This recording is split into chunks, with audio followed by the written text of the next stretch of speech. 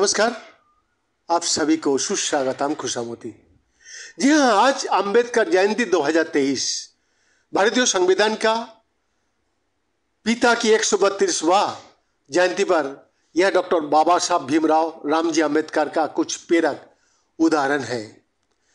अंबेडकर जयंती भारत में डॉक्टर भीमराव अंबेडकर की जयंती मनाने के लिए मनाया जाने वाला एक वार्षिक त्योहार है, जिसे बाबा साहब अंबेडकर का नाम से भी जाना जाता है, जो एक भारतीय न्यायविद, अर्थशास्त्री, समाज सुधारक और राजनीतिज्ञ थे और भारतीय संविधान के मुख्य वास्तुकार के रूप में जाने जाते हैं।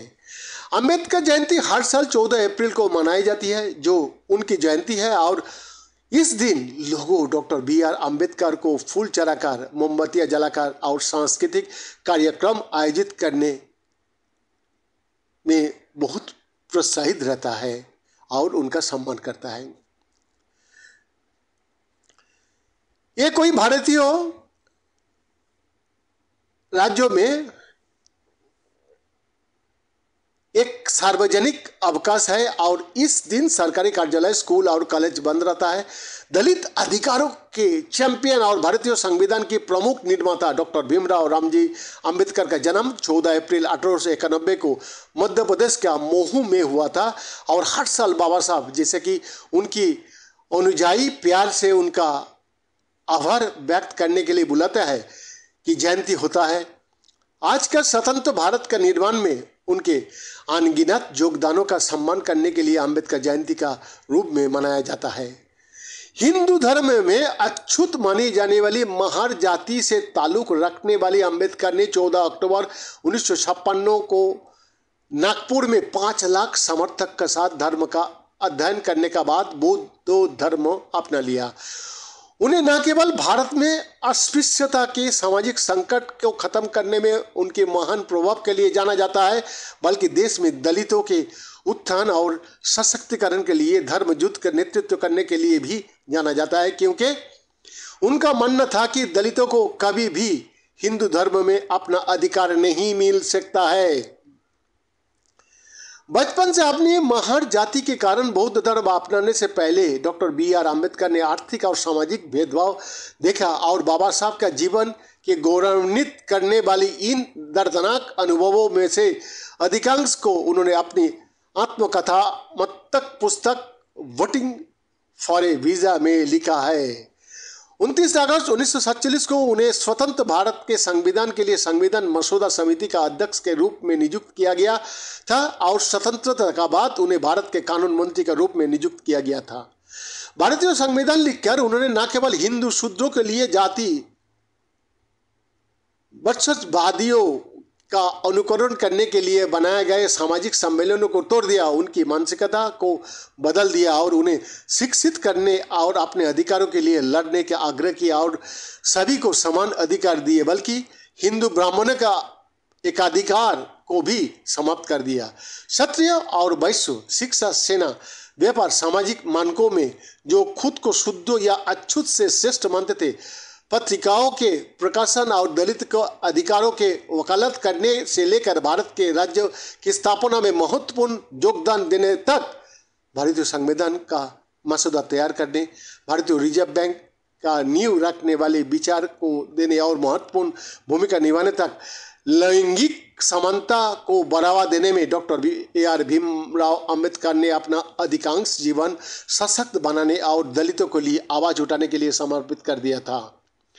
अंबेडकर जयंती को भीम जयंती का रूप से भी माना जाता है और 2015 से पूरे भारत में सार्वजनिक अवकाश के रूप में मनाया जाता है।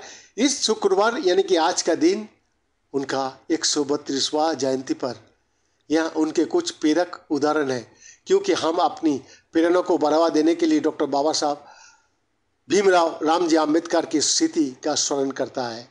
मैं किसी समुदाय की प्रगति को महिलाओं द्वारा हासिल की प्रगति किए गए को डिग्री से मापता हूं। मुझे वो धर्म पसंद है जो स्वतंत्रता, समानता और बंधुत्व सिखाता है। शिक्षित बनो, संगठित रहो और उत्तेजित रहो। मन की खेती मानव अस्तित्व का अंतिम लक्ष्य होना चाहिए।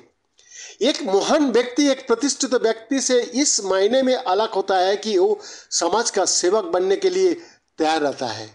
मन की स्वतंत्रता ही वास्तविक स्वतंत्रता है। मुझे अपने देश भारत पर गर्व है, एक ऐसा संविधान को लिए जो लोकतंत्र, समाजवाद और धर्मनिरपेक्षता का सिद्धांत को स्थापित करता है। कानून और व्यवस्था राजनीतिक शरीर का दवा है और जब राजनीतिक शरीर बीमार हो जाता है तो दवा जरूर देना चाहिए। जीवन लंबा होने का बजाय महान होना चाहिए। इतिहास बताता है कि जहां नैतिकता और अर्थशास्त्र संघर्ष में आता है, जीत हमेशा अर्थशास्त्र का साथ होती है। निहित स्वार्थ को कभी भी स्वेच्छा से खुद को विभाजित करने के लिए नहीं जाना जाता है जब तक कि उन्हें मजबूर करने के लिए पर्याप्त बल ना हो।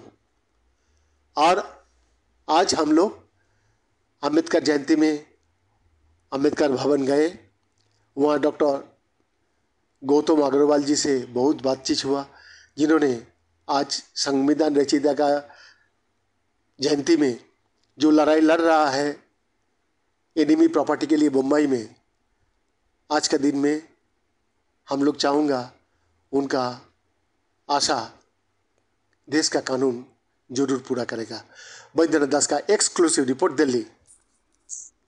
हम लोगों के साथ गौतम अग्रवाल जी है। आप सबको पता है आज अंबेडकर जयंती है, तो बी.आर. अम्बेडकर साहब जो सशक्तिकरण, महिला सशक्तिकरण देश के लिए जो करके गया, उसका फल हम लोगों को अच्छा लग रहा है। अभी हम लोग प्रगति का तरफ यानी कि डेवलपमेंट की तरफ बढ़ रहा हूँ। उसको शतकोटि प्रणाम के साथ मैं 2-4 बातें गौतम जी से करना चाहूँगा। सब आज संविधान दिवस है, मगर आप जिस संविधान के लिए लड़ाई कर रहे हो अनियमित प्रॉपर्टी के लिए, अब अभी तक क्या हो रहा है? कानूनी व्यवस्था को तो आदमी का जो विश्वास था वो तो उड़ जाएगा। नहीं, कोई विश्वास नहीं उठेगा सर। माननीय यशस्वी प्रधानमंत्री जी के नेतृत्व में मुझे पूरी श्रद्धा है और बाबा साहेब आम्बेडकर ने जो हमें संविधान दिया है उस पर मेरी पूरी श्रद्धा है, उस पर मेरी पूरा विश्वास है। और गौतम बुद्ध जी ने जो हमें शांति का संदेश दिया, उन दोनों को मैं अपना प्रणेत मान के ये संकल्प आज फिर से दोहराता हूँ कि जो शत्रु प्रॉपर्टी और टेरर फंडिंग का मुद्दा मैंने उठाया है, उसको मैं उस लड़ाई को मैं अंत तक लेके जाऊँगा, निर्णय तक लेके जाऊँगा। और ये दोनों लोग मेरे प्रेरणा स्रोत हैं जिन्होंने संविधान बनाया है, उस संविधान पे मेरे पूरा विश्वास है। यशस्वी प्रधानमंत्री जी पे मुझे पूरा विश्वास है, माननीय गृह मंत्री जी पे मुझे पूरा विश्वास है और गौतम बुद्ध जी के सिद्धांतों पे मुझे विश्वास है कि इस लड़ाई में जीत होकर देश में जो शांति बनी हुई है और जो शांति मोदी जी बनाए रखना चाहते हैं वो हमेशा बनी रहेगी और ये देश विरोधी ताकतें कभी सक्सेसफुल नहीं हो पाएंगी। अंबेडकर जयंती के ढेर सारे सभी देशवासियों को अंबेडकर जयंती की शुभकामनाएं।